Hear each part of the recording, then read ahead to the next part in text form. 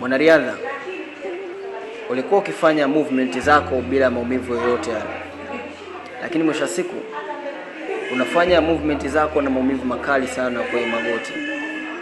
Ndiyo, ni lazima ikukute. Hii inakukuta baada ya ACL tendon kuweza kuchakaa au kupata kreki. Ni jambo la kawaida sana kwa wanariadha kukutwa na hii changamoto, lakini wanaichukulia kawaida hii changamoto bila kuitatua, bila kujua hii changamoto ina athari kubwa sana, na hii changamoto haina stage 1 wala 2.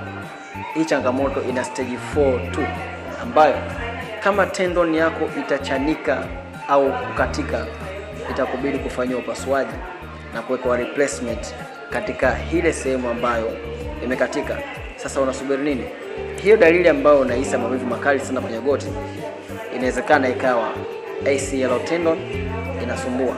Wasanami ili nikupatie virutubisho sahihi uweza kuitatua changamoto yako moja kwa moja kutoka kwenye chanzo. Kwa hiyo inatosha ndani ya siku 60 changamoto yako kuiondoa kutoka kwenye chanzo. Naitwa Dr. Kiba.